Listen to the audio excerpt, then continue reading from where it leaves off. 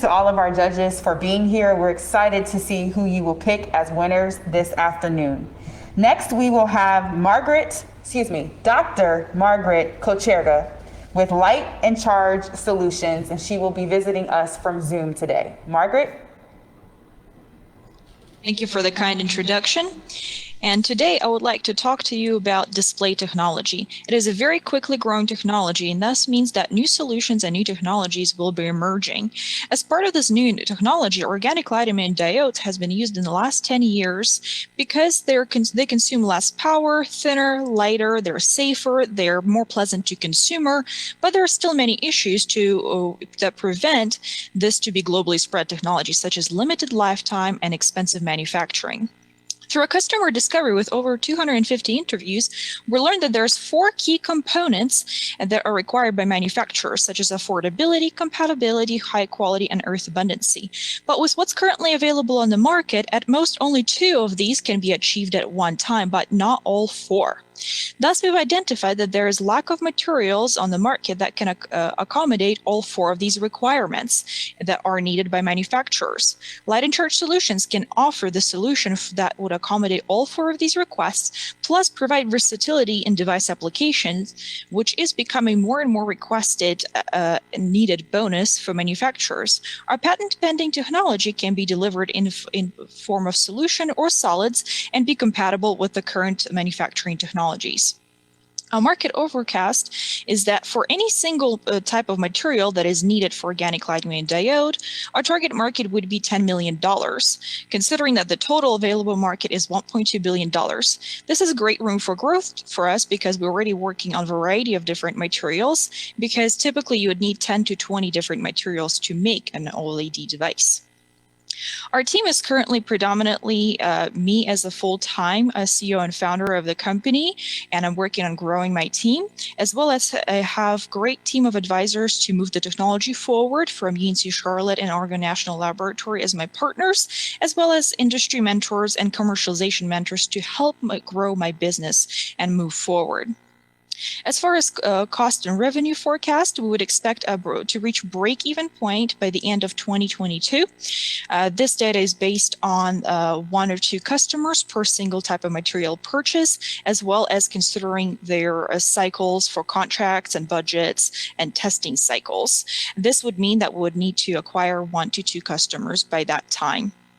This technology has emerged after 20 years of research in Dr. Schmedicke's research lab. In 2019, we have done some customer discovery and continue to do customer discovery. After learning there's great need on the market, we formed Light and Charge Solutions, LLC. In 2020, we've done our first pilot, as well as we received our first round of seed funding, as well as formed a partnership with Oregon National Labs and Chain Reaction Innovations.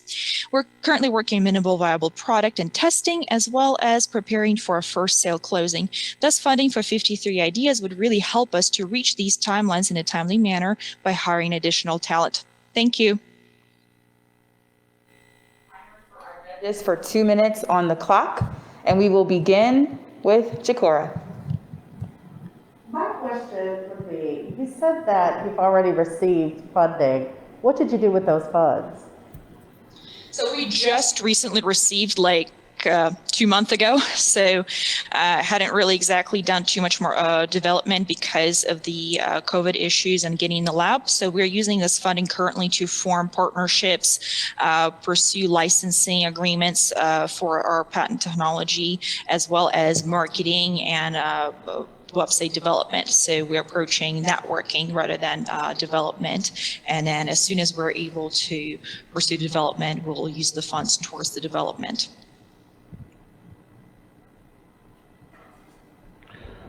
Dan? So how does this competition feed into that? I don't know what level of funds you've already received.